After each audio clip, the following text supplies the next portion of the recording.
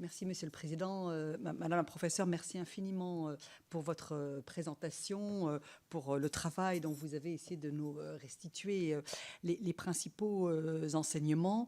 Avant que d'arriver à quelques questions, je voulais revenir sur ce qui me semble être des enseignements qu'il nous faut absolument conserver à l'esprit, s'agissant du sujet qui nous intéresse et s'agissant de la Russie, et que vous montrez fort bien, et que vous avez encore dit, mais je le redis pour celles et ceux qui éventuellement rejoindraient cette audition en cours de route, c'est la continuité entre les méthodes longtemps pratiquées par le KGB et d'autres services, entre guillemets, de l'Union soviétique, et les méthodes et pratiques actuelles des services et d'un certain nombre d'appareils de l'État russe ou proche du cercle de pouvoir autour du dirigeant Vladimir Poutine. Ça, je pense que c'est extrêmement intéressant et ça doit vraiment être gardé présent à l'esprit. Et peut-être y a-t-il là, dans cette méconnaissance ou cette non-compréhension de ce phénomène de continuité dans les méthodes, dans les pratiques et dans l'état d'esprit, l'une des clés de la naïveté ou la mauvaise appréciation des enjeux et de la nature réelle du pouvoir telle qu'elle fonctionne depuis pas mal de temps maintenant, et notamment depuis l'arrivée au pouvoir de Vladimir Poutine. Et la deuxième chose, le deuxième enseignement, là encore je veux le répéter parce que je pense que c'est extrêmement important qu'on en soit bien conscient, c'est, vous avez appelé ça la criminalisation de l'État et la criminalisation de l'économie. Certains, il y a même des romans qui ont eu beaucoup de succès, qui ont récemment montré tout cela. La kleptocratie au pouvoir à l'heure actuelle au Kremlin. Je pense qu'il y a là quelque chose qui, pour peut-être nous, Français, voilà, créateurs du concept d'État-nation, parmi d'autres choses, etc., on a eu du mal à pleinement appréhender ce phénomène de kleptocratie. Il n'y a pas un État russe qui fonctionne d'une manière, je dirais, normale, entre guillemets. Je reprends un adjectif que vous avez souvent mis en avant, mais il y a une kleptocratie organisée et un pillage systématique aussi de la richesse, des productions, de tout ce qui est produit par les hommes et les femmes qui travaillent en Russie et qui sont les premières victimes, en quelque sorte, clairement, de ce système de kleptocratie organisée. Alors, pour en revenir au sujet qui est celui auquel se dédie cette commission d'enquête sur les menaces, les risques d'ingérence étrangère. Vous nous avez donné effectivement plusieurs noms venant dans l'actualité politique récente ou appartenant à une actualité politique un peu ancienne de plusieurs familles politiques. Et donc on voit qu'effectivement il y a eu des méconnaissances, des naïvetés, des appétences peut-être pour un certain type de pouvoir, pour effectivement également la foi en la coopération économique, le développement économique, etc., etc. La défense des intérêts industriels et économiques français a pu également beaucoup inspirer certains. Par-delà ces cas et ces noms que vous nous avez cités, est-ce que vous avez, parce que vous ne nous avez pas parlé de cela, est-ce que vous avez connaissance de la tentative, parce qu'il en a été fait état, par exemple, hier, lors de l'audition de Thierry Mariani, qui a reconnu un certain nombre de choses, y compris avoir été à Moscou, par exemple, en 2018. Alors, il a été très souvent à Moscou, très souvent en Russie, en Crimée, dans des moments que nous ne pouvons que réprouver, hein, je le dis comme je le pense, mais je parle notamment de la Crimée, puisque c'était après l'annexion illégale, mais il y a eu également plusieurs réunions de travail, plusieurs rencontres autour de M. Malovev, qui a toujours fait état de son dessein d'organiser un réseau de partis politiques, de mouvements d'extrême droite ou de droite extrême en Europe qui seraient des soutiens de Vladimir Poutine, des soutiens de la stratégie du pouvoir russe. Un projet assez assumé, alors qui a connu effectivement depuis l'agression de l'Ukraine par la Russie, une mise en sommeil, on va dire, mais enfin qui n'est pas abandonnée. Est-ce que vous pouvez nous en dire un peu plus? Quel est l'état de vos connaissances, de vos informations sur cette entreprise délibérée portée par plusieurs proches du Kremlin d'organisation d'un réseau de partis politiques, de mouvements européens, soutien de Vladimir Poutine, de droite extrême ou d'extrême droite? C'est ma première question.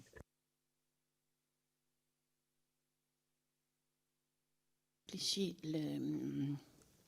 pense que c'est quelque chose qui a effectivement commencé il y a plusieurs années.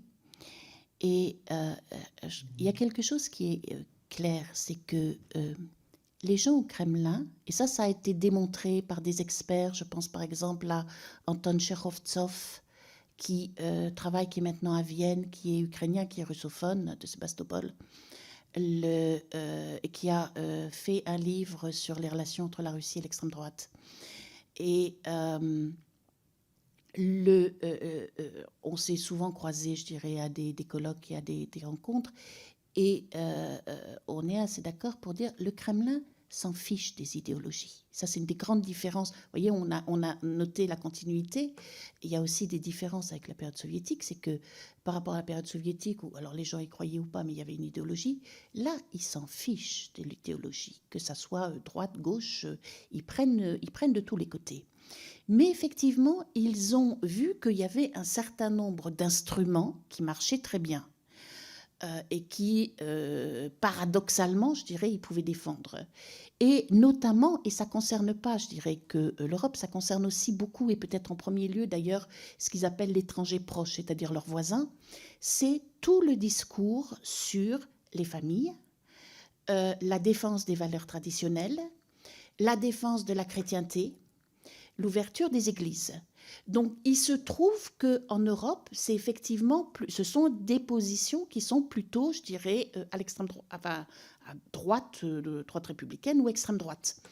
Donc, ils ont organisé, par exemple, il y a déjà plusieurs années, avec des espèces d'organisations américaines, défense de la famille, là, des espèces de sectes, j'avais plongé j'avais concentré mon attention là-dessus, des espèces de sectes qui essaient de s'exporter avec des missionnaires, etc., qui brusquement se retrouvaient à avoir le soutien de l'État russe. Et M. Malofiev était effectivement un de ces piliers. Alors ça marche, par exemple, vous voyez, on parlait de la Géorgie tout à l'heure, ça marche extrêmement bien dans des pays comme la Géorgie, comme très longtemps l'Ukraine, pour dire, regardez en Occident, ils abandonnent les églises, ils ne les construisent plus, ce sont des décadents, ils autorisent des mariages entre eux, et même ils obligent les gens à épouser quelqu'un du même sexe qu'eux, il y a eu ça aussi, et nous, on défend la famille, regardez le nombre de fois où M. Poutine le dit, on défend la famille, on défend les valeurs traditionnelles. Donc autour de ce discours, oui, il y a eu des réunions et des rencontres. Il y en a eu une il n'y a pas très très longtemps, qui prenait un petit peu aussi la succession de, par exemple, ce que M. Bannon avait essayé de faire de l'entourage de M. Trump. L'accord entre M. Trump et Poutine se faisait aussi autour de, malgré nos pratiques, on va prendre ce discours de défense des familles. Et c'est là, je crois, où, oui, c'est une réalité, où ça en est, je dirais, ils s'en fichent encore une fois, ils s'en fichent que les gens soient à droite ou à gauche. Au niveau de l'organisation pratique, ça, je ne pourrais pas vous le dire, mais qui se soit servi de ce discours qui est un discours considéré comme à droite et à l'extrême droite pour fédérer des gens et leur donner aussi, je dirais entre guillemets, un beau visage, parce que je voulais revenir sur ce que vous avez dit sur la mafia, et enfin, vous avez parlé de kleptocratie. Moi, je dirais, parlons de mafia. C'est-à-dire, et ça, je vous renvoie par exemple aux travaux de Anastasia Kirilenko, qui est journaliste, qui est russe, qui est sibérienne, qui vit en France, et qui est donc journaliste, qui a fait beaucoup recherche pour des films, pour des articles sur la mafia, celle qui vous coupe en morceaux, je veux dire la vraie mafia, qui est alliée, donc, notamment en Espagne, parce qu'elle a été jugée en Espagne, des têtes de cette mafia, qui était alliée aux gens de Saint-Pétersbourg, aux dirigeants de Saint-Pétersbourg. Vous me dites où est-ce qu'on voit la différence entre... la différence, si vous voulez, c'est quand vous commencez à voir apparaître le premier mafieux, je dirais, qui considère que pour gagner 100 sous, il peut couper 3 familles à rondelles.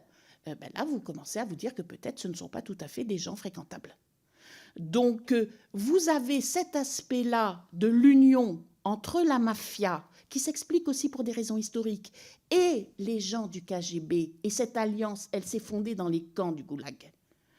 Et elle a prospéré, notamment à Saint-Pétersbourg, et tout le monde le sait. Et derrière, vous avez le beau discours de « nous défendons les familles, nous défendons l'Église, regardez, nous ouvrons notre Église à Paris, regardez, nous ouvrons une Église à Strasbourg, etc. » C'est-à-dire que, oui, il y a ce discours. De la même façon qu'à l'époque soviétique, il reste encore des traces de « nous sommes les soviétiques, ceux qui ont battu les nazis ». Donc ça s'appelle un discours de propagande qui est parfaitement véhiculé par M. Malofeev. On sait que Malofeev est l'un de ceux qui a littéralement déclenché la guerre dans le Donbass. Alors, je voudrais revenir sur ce que vous disiez, Monsieur le Président, parce que ça me paraît important. Vous voyez, quand vous disiez, il y a des experts qui nous ont dit le Donbass, il y a beaucoup de gens russophones, il y a beaucoup de... le Donbass, moi, j'aurais aimé que ça soit l'Alsace. Vous voyez, en Alsace, il y a plein de gens qui parlent allemand, ou qui parlent une langue, je dirais, qui est proche de l'allemand. Et ils sont français, et ils vont travailler en Allemagne. C'est-à-dire que s'il y avait eu des gens intelligents à la tête de la Russie, ils se seraient dit, effectivement, on a vécu dans un empire commun, l'empire russe, on a vécu l'Union soviétique, on peut se faire quelque chose, et c'était un peu ce que Yeltsin avait voulu faire avec la CUI, la Communauté des États indépendants, on peut se faire un espace économique où on va faire des affaires, et le Donbass, on rentrera comme on voudra. Il n'y aura plus de frontières. Des gens vivront d'un côté de la frontière et iront travailler de l'autre, parleront le russe. Tout le monde parle le russe en Ukraine. Donc ça, c'est pas... moi, je n'ai jamais parlé que le russe en Ukraine, je dirais, sans aucune réaction de quoi que ce soit. On aurait pu faire du Donbass une sorte d'Alsace. On aurait pu tirer les leçons du fait qu'effectivement, en France, on s'est battu, on s'est massacré avec les Allemands pour l'Alsace. Maintenant, l'Alsace, on entre, on sort, on a des bonnes relations, on a des gens qui sont bilingues, et tout se passe merveilleusement bien. Et c'est là, si vous voulez, où il y a eu un choix conscient qui a été fait de non, et un choix de... typiquement KGB. C'est on va s'appuyer sur quelques individus, mais ils peuvent faire ça en Bretagne demain matin, pour dire qu'ils sont persécutés. Et ensuite, vous avez les relais du Kremlin qui crient « Oh, regardez, ils sont persécutés, ils sont persécutés ». Les russophones n'ont jamais été persécutés en Ukraine. En tout cas, je dirais au cours des 20 dernières années. Ça, c'est un mensonge de le dire. Il y a des gens qui l'ont répété de bonne foi. Ça s'appelle la propagande.